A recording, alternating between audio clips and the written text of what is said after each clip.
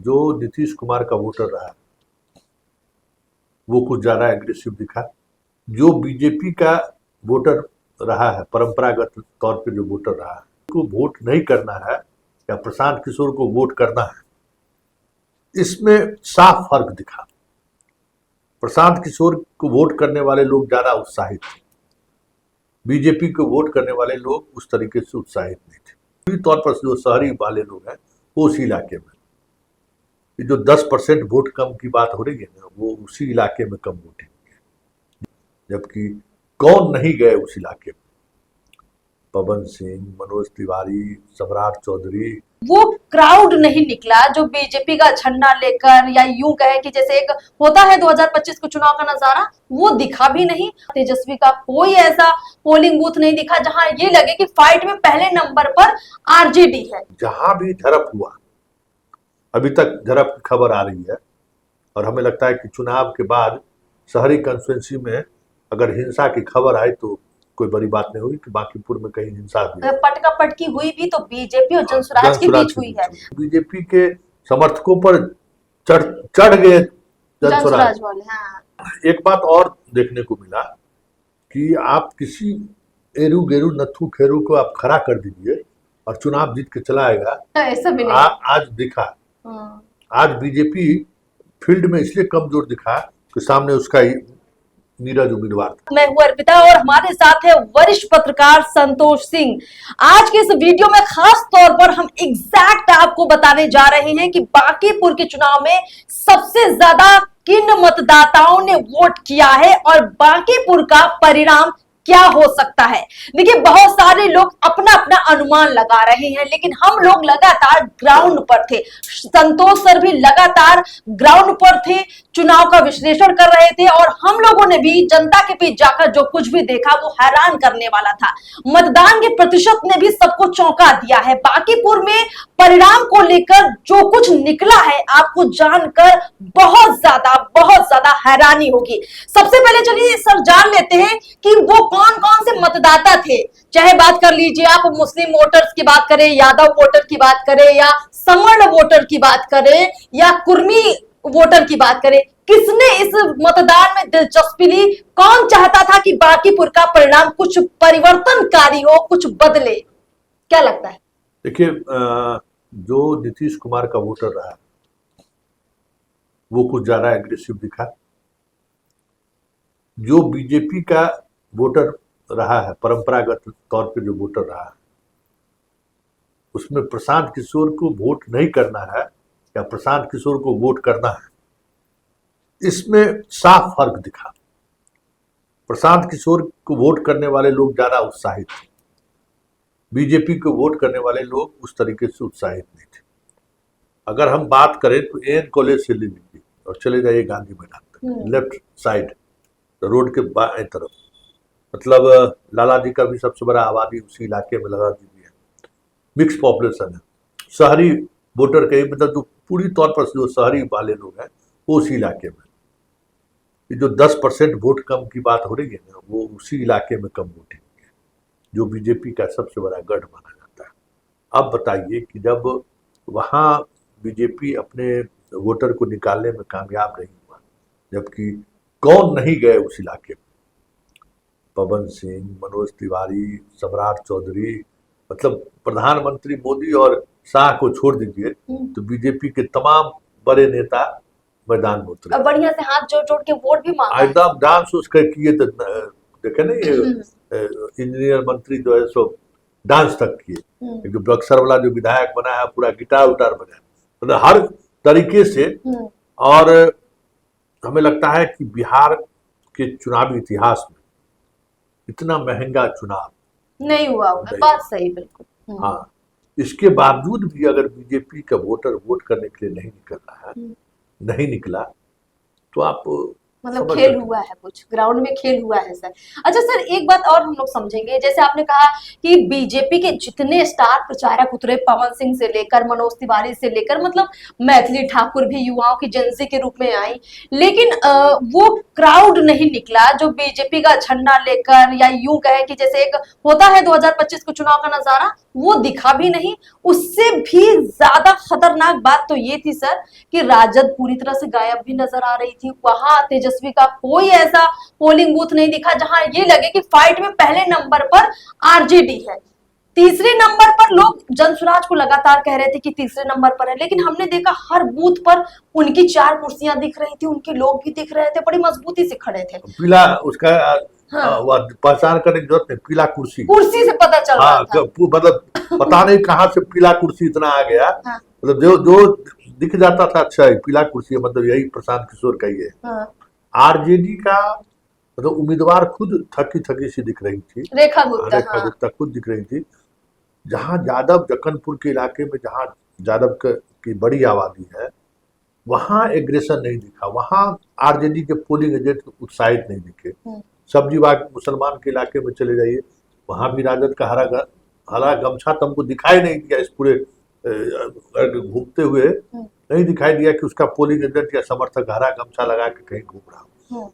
मतलब आश्चर्य की बात यह हुई कि जहां भी झड़प हुआ, अभी तक झड़प की खबर आ रही है, और हमें लगता है कि चुनाव के बाद शहरी कंस्टिट्यूंसी में अगर हिंसा की खबर आई तो कोई बड़ी बात नहीं होगी कि बांकीपुर में कहीं हिंसा हुई है। पटका पटकी हुई भी तो बीजेपी और जनसुराज के जनसुराज बीच के हुई बीच है। हुई। राजद का यहाँ कोई खेल नहीं था, कुछ कहीं नहीं था। कुछ नहीं। हाँ, तो ये जो दिखा रहा है, अगर जनसुराज का तो भाई यहाँ कोई कार्यकर्ता भी नहीं था, कोई नामलेवा नहीं था। पिछले हाँ, बार चुनाव लड़े थे, किसी तरह से 7,000 वोट आया था। और वो अगर बीजेपी को बता, अच्छा कई जगह पर तो हमने देखा कि बीजेपी के समर्थकों पर चढ़ गए जनसुराज, जनसुराज वाले, हाँ, ज्यादा भारी पड़ गए। ज्यादा भारी पड़ गए। एक जगह ये जो आपको एएन कॉलेज के उस तरफ के रास्ते में एक बूथ पर जो है सो खबर आई कि भाई बीजेपी के एक बड़े नेता बैठ के कब वहां हो रहे हैं। जब तक हम लोग पहुंचे तब तक वहां प्रशांत किशोर भी पहुंचे, अच्छा, और लिटरली उस नेता को उठ के जाना पड़ा। बूथ बूथ प्रशांत किशोर देख भी रहे थे कि हाँ, कहीं कोई गड़बड़ तो नहीं हो रहा है। हाँ, हाँ, एकदम मतलब यमुना अपार्टमेंट के ठीक पीछे वाला वो इलाका था, हाँ। और वो बीजेपी का समझ जाए कि गढ़ वाला इलाका था। वहां पे प्रशांत किशोर पहुंच गए और पुलिस को उनको नेताजी को हटाना। सुबह सुबह मीठापुर भी पहुंच गए थे प्रशांत किशोर। मतलब पूरा इलाका जो ये देखा, हमने देखा यहाँ पे खूब रैलियां की, खूब घूमे भी, और चुनाव के दिन भी देख रहे थे कि कहीं कोई किसी तरह की गड़बड़ तो नहीं कर रहा है, क्योंकि ये आपस में आरोप इनके लगातार लगते रहे कि भैया डराया जा रहा है, धमकाया जा रहा है, जबरदस्ती खींच कर लाया जा रहा है। हालांकि ऐसा दिखा नहीं, हमने देखा कि जो वोटर आ रहा था स्वेच्छा से आ रहा था। अगर डराने धमकाने वाली तस्वीर होती तो हमको लगता है वोट परसेंट जो है बहुत बढ़ जाता, पर वो भी नहीं था। एक बात और देखने को मिला कि आप किसी एरू गेरू नथु खेरू को आप खड़ा कर दीजिए और चुनाव जीत के चला आएगा, ऐसा भी नहीं। आज दिखा। आज बीजेपी फील्ड में इसलिए कमजोर दिखा कि सामने उसका ही नीरज उम्मीदवार था। अगर बंटी रहता तो मजबूत दिखता, क्योंकि उसका अपना एक धाकड़ वाली छवि है, धाकड़ वाली छवि है, और उसको चीजों को समझ है।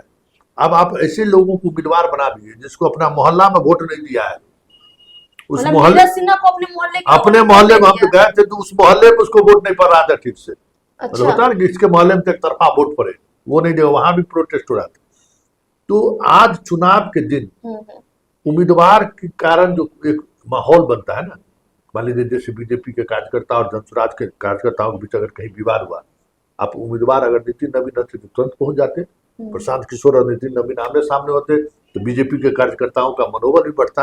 अब राष्ट्रीय अध्यक्ष और मुख्यमंत्री के लिए कोई कार्यकर्ता जान नहीं देगा, या कोई कार्यकर्ता उस हद तक नहीं पहुंचेगा, इसलिए बीजेपी के कार्यकर्ता का मनोबल गिरा हुआ मनोबल था। अच्छा। कि हम किसी को टिकट दे देंगे ना, अगर रिजल्ट बाएं दाएं हो गया तो समझिए कि बीजेपी के लिए बड़ी सीख होगी कि आप अपने ऐसे कॉन्स्टिट्यूंसी में, जिस कॉन्स्टिट्यूंसी में आपको हराना मुश्किल है, उस कॉन्स्टिट्यूंसी में भी आप उम्मीदवार की वजह से हार जा रहे हैं, तब तो 2029 का तो अलग सब मतलब इंडिकेटर हो जाएगा कि भाई सब कुछ मनमानी अब आपकी नहीं चल सकती, आप उम्मीदवारों के चयन में थोड़ी बीजेपी सब चूकी है उम्मीदवार के चयन में, है ना? जरूर थोड़ा असर दिखा है। अच्छा सर, ये भी मैं जरूर आपसे पूछूंगी। हमने देखा कि वैसे तो कुल 25 उम्मीदवार थे, लेकिन चर्चा इन्हीं 3 उम्मीदवारों की थी, बीजेपी, जनसुराज और राजद की। और इन्हीं के बीच में जो है फाइट जोरदार तरीके से लोग कह रहे थे, लेकिन अंतिम अंतिम में ये फाइट दो तरफा हो गई। बीच में त्रिकोणीय लोग बोल रहे थे, लेकिन अंतिम में बीजेपी जनसुराज दिख रहा था, साफ दिख रहा था। अब देखिए, नीरज जो खुद कैंडिडेट है, वो पोलिंग बूथ पर जब अपना मतदान करने पहुंचते हैं तो बहुत ताम झाम लाव लश्कर लेकर नहीं पहुंचते। थोड़ा सा लगा कि हाँ, अब थोड़ा सा एक्टिव हुए हैं, लेकिन मतदान के दिन वो एक्टिव थोड़े हुए हैं। लेकिन वोट करने के बाद जैसे कि प्रशांत किशोर बूथ बूथ घूम रहे हैं, जायजा ले रहे हैं, मुआयना कर रहे हैं, वो चीज थोड़ा गायब थी नीरज सिन्हा में, और इसका असर भी वोटर्स पे दिखा। अच्छा, ये सब छोड़ देते हैं सर, अब सीधे बात कर लेते हैं वोट की। एक नीतीश कुमार का वीडियो आया था कि भैया बांकीपुर में सारा कुर्मी वोट दे दे नीरज सिन्हा को, लगा कि दिया कुर्मी लोग वोट। देखिए, इस चुनाव का सबसे अलग चीज जो दिख रहा है, हार जीत क्या होगा कहना मुश्किल है, उस पर अभी टीका टिप्पणी नहीं करना चाहिए। लेकिन जो बीजेपी का कोर वोटर था, नीतीश कुमार के कारण जो वोटर लगातार एनडीए के साथ बने रहे, अब अगर चंद्रवंशी कहार का वोट अगर 100 में 10 ही अगर चला गया, तब तो 20 का नुकसान हो गया ना प्रशांत को। कुर्मी का अगर 100 में 10 ही चला गया तो 20 का नुकसान हो गया। और यहाँ तो हम देख रहे हैं कि भाई उस बूथ पर भी जो कुर्मी और चंद्रवंशी के डोमिनेंस का इलाका है, सिपारा के उस इलाके में हमें जो देखने को मिला कि भाई वो ऑन कैमरा कह रहे हैं कि हाँ, हमने बीजेपी को वोट नहीं किया है, हम क्या कहते हैं, लव कुश समीकरण को नहीं मानते हैं, हम सम्राट को नेता नहीं मानते हैं, सम्राट का जो मिजाज है वो अपराधी प्रवृत्ति वाली मिजाज है। अच्छा। ये अगर चंद्रवंशी और नीतीश कुर्मी अगर ऑन रिकॉर्ड कह रहा है, विदका है वोट, तब तो समझ जाइए कि खेला होना चाहिए। खेला होना था। अच्छा सर, ये एग्रेसिव वोटिंग किस में आपको दिखी? ये जनजी कुछ वोट कर रहे थे एग्रेसिव हो, कि क्या लग रहा था? यूथ इस पे विमेंस कॉलेज पे एक माँ, बेटी और पिता, तीनों वोटर वोट देने के लिए आए थे। पिता होर बीजेपी, एकदम कैमरा लगाते ही उसने कहा कि हम बीजेपी को वोट देंगे। ठीक। माँ भी बोली कि बीजेपी को वोट देंगे। बेटी बोलती है कि दिल्ली में जो हुआ है सो ठीक नहीं हुआ है। अच्छा। हाँ ठीक है, वोट हम बीजेपी को दे देंगे। हाँ, अच्छा, दे दिया अब दिया कि नहीं दिया, नहीं दे देंगे, पापा मम्मी कह रही हैं तो, लेकिन ठीक नहीं किया है। अच्छा। एजुकेशन की स्थिति बिहार में बहुत बुरी है और इसमें बहुत सुधार की जरूरत है। पढ़े लिखे लोगों को आना चाहिए, लेकिन हम वोट दे देंगे बीजेपी का। तो ये जो सवाल है ना, जो शंका पैदा हो गई है। हाँ, तो वो जब सवाल कर रहा है कि भाई बीजेपी को लेकर, दिल्ली के जैन जी के आंदोलन को लेकर, तो एक अलग बात है। एक लड़का से हमारी भेंट हुई, अब वो लड़का खुल के कहा कि हम बदलाव चाहते हैं, शिक्षा में ये है। वो अपनी माँ भी उसी बेटे के साथ, दादी भी, मतलब वहाँ 3 जनरेशन के लोग उसके साथ थे, मम्मी पापा दादा दादी। अच्छा। और खुद जैन जी, और जैन जी लीड कर रहा था बोलने में, और दादी उसके पीठ पर था कि नहीं नहीं बहुत सही है, यह बदलना जरूरी है, ये सब बहुत मनमानी करता है। तो ये जो जैन जी का जो फैक्टर है, वो जैन जी फैक्टर कुछ काम करेगा। हाँ, वो हमें लगता है कि तो बीजेपी का पॉजिटिव कुछ नहीं दिखाई दे रहा है। सर, यादव निकला वोट डालने के लिए, क्योंकि मतलब जैसे तेजस्वी लास्ट 2 दिन खूब चुनाव प्रचार कर रहे थे, उससे पहले जब तेजस्वी नहीं आए थे तो ये लग रहा था कि शायद यादव जो है प्रशांत किशोर की तरफ बहुत बड़ी संख्या में शिफ्ट होगा, कुछ यादव बीजेपी की तरफ चला जाएगा। आपको क्या लग रहा है कि मतदान के दिन यादव का मूड क्या था? यादव जब उम्मीदवार ने उसके पास पहुंच, मतलब उस तरीके की सक्रियता नहीं दिखी। तेजस्वी अमूमन पार्टी दफ्तर पर या खुद फोन से बात करते रहते हैं, मीडिया का हलचल रहता है उनके आवास के आसपास, ऐसी कोई गतिविधि नहीं देखी। अभी कहते हैं, शाम में ट्वीट करते हैं कि राजद का जो है ना लालटेन दिख ही नहीं रहा था। अरे गजब बात है भाई, दिन भर कहाँ सोए हुए थे, दिन भर कहते कि इसमें नहीं दिख रहा है। तो ये वो मान चुके हैं। और सबसे बड़ी बात है कि राजद के अलावा बांकीपुर कंस्टिट्यूंसी में 10 से 15,000 वोट भाकपा माले या अन्य जो कांग्रेस वगैरह सब लोगों का वोट है, उनके साथ इन्होंने टाई अप ही नहीं किया ठीक से, कोई वोट मांगने के लिए चल गए या एक साथ चले, ये भी नहीं किया, आपस में ही ये लोग रहे। तो हमें लगता है कि उसका प्रभाव भी पड़ा है। लेकिन जो सबसे बड़ी बात है ना कि इतने बड़े मार्जिन से चुनाव जीतती रही है बीजेपी, वो तो कहीं नहीं दिखेगा। हाँ, तो वो और लगातार 30 साल से चुनाव जीत रही है, तो लोग नहीं मान रहे हैं कि बीजेपी चुनाव हार जाएगी। हाँ, मतलब इसलिए हम लोग भी पूरे दावे के नहीं कह पा रहे हैं कि हार सकती है, क्योंकि लगातार जीतती रहा है। मिसलेनियस वोट बहुत सारे बीजेपी के पास है। लेकिन एक बात जो इंडिकेटर साफ दिख रहा है कि बीजेपी के वोटर में उत्साह नहीं था। हाँ, ठीक है, ये बड़ी बात है।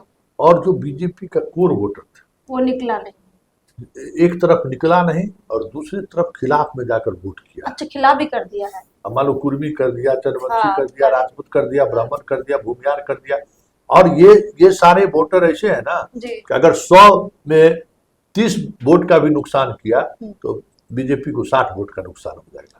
बिल्कुल सर, देखिए नितिन नवीन 2006 से जब आए थे राजनीति में तब उतने एक्टिव नितिन नवीन भी नहीं थे, धीरे धीरे उनका ग्राफ बढ़ा। लेकिन आज भी अगर इस चुनाव का पूरा विश्लेषण लोग कर रहे हैं तो यही कह रहे हैं कि नितिन नवीन के चेहरे पर ये चुनाव हुआ ही नहीं। अगर होता तो शायद बीजेपी को इतने स्टार प्रचारक लाने पड़ते और ना ही उनको इस तरह कैंडिडेट बदलना पड़ता। बहुत कुछ बदला चुनाव में, तो ये बीजेपी की कहीं ना कहीं एक तरह से कमजोरी मानी जाएगी जो इस चुनाव में बहुत दिखी। और सर सबसे बड़ी बात जो हम देख पा रहे हैं 2025 में 45% से ज्यादा मतदान हुआ था और लग रहा था कि इस बार 55 तक पहुंच जाएगा, कुछ किया जाएगा, जनसुराज भी लगी है भाई, बीजेपी भी कह रही है कि ज्यादा वोट करो, पर इतना कम मतदान हुआ, मतलब ऐसा लगा कि वोटर्स को दिलचस्पी नहीं है। जहां जहां ये पार्टियां गई खींच कर लाई, रिक्वेस्ट किया, हाथ जोड़े, तब जाकर वोटर आया वोट देने के लिए, नहीं तो लोगों की दिलचस्पी नहीं थी। देखिए बांकीपुर से 2 संदेश से चुनाव में जो जीते आ रहे अलग बात, लेकिन 2 संदेश तो साफ दिख रहा है कि आप अगर बड़े नेता हैं तो आप अपने कुत्ता के गले में भी घंटी बांध दीजिए और लोग उसके घंटी को सलाम करने लगे, नहीं चलेगा। ठीक, ये बात नहीं चलेगा। दूसरी बात ये कि अब आपका वोट जो एकदम माना जाता था कि कुछ भी हो जाएगा हम बीजेपी को ही वोट करें, मतलब ईवीएम पर दूसरे अगर चुनाव चिन्ह बीजेपी का नहीं है तब वोट नहीं करेंगे, ये जो एक था वो टूटा है। जीते कोई बात की बात है हाँ, लेकिन एक बात तो तय है, बीजेपी की साख बहुत गिरी है, साख गिरी है। हाँ। और ये चुनाव अगर हारती है बीजेपी, हाँ, तो बिहार तो समझिए कि हाथ से गया ही। देश में भी देश स्तर पे अगर शहरी कंस्टिट्यूंसी अगर आप नहीं जीते, वैसे भी लोकसभा चुनाव में देखिए ना 1.5 लाख वोट से जीते थे, जहाँ 3 लाख वोट से जीते थे। पटना कंस्टिट्यूंसी का हाल देख लीजिए, तो वो पहले से स्थिति लगातार इनको लोग साथ छोड़ रहे हैं, क्योंकि एक बार अगर बीजेपी के जगह पर, कमल के जगह पर अगर झोला को मार दिया, बस्ता को अगर मार दिया, तो फिर तो एक बार है ना, दिल से जब एक बार मोहब्बत जब टूटता है ना, तो फिर उसको दोबारा गांठ, जब भी मोहब्बत होगा तब तो गांठ ही बनाएगा। अगर बांकीपुर बीजेपी चुनाव हारती है तो ये मान लिया जाए कि बीजेपी की उल्टी गिनती शुरू, बड़ी बात है। हाँ, एकदम उल्टी गिनती शुरू। और सिर्फ उल्टी गिनती नहीं, ये जो अभी सरकार है ना, इस सरकार की भी उल्टी गिनती शुरू हो जाएगी। बिल्कुल, देखिए कुल मिलाकर सर आपसे बातचीत करके और तमाम रिपोर्ट्स को देखकर, आपकी ग्राउंड रिपोर्ट्स देखकर जो अनुमान निकलता है वो ये लगता है कि बीजेपी और जनसुराज के बीच में बहुत कांटे की टक्कर, एकदम 19-20 वाला अंतर दिख रहा है। और मतदाताओं के रुझान से कई बार ये लग रहा है कि जनसुराज पहले नंबर पर है, यानी प्रशांत किशोर चुनाव जीत रहे हैं। लेकिन कई बार ये भी लगता है कि हो सकता है कि गुपचुप तरीके से कुछ ऐसा वोटर भी निकला हो जिसने बीजेपी को आराम से वोट देकर उसे ही जिता दिया हो, लेकिन राजद की कोई यहाँ पर जीत की बात है ही नहीं। तो यहीं पर 19-20 का मामला है। आप देखते हैं कि फाइनल परिणाम क्या निकलता है। फिलहाल चुनावी विश्लेषण में ये बात साफ है कि बीजेपी को थोड़ा सा राष्ट्रीय पार्टी होने के नाते, देश भर में तमाम राज्यों में सरकार होने के नाते, केंद्र में सरकार होने के नाते बांकीपुर में जो कुछ कर गई वो इमेज के खिलाफ गया है, एकदम खिलाफ गया है ना सर। बिल्कुल। चलिए सर, बहुत बहुत शुक्रिया आपका, पूरी धन्यवाद। बातचीत के लिए बहुत बहुत शुक्रिया सर आपका।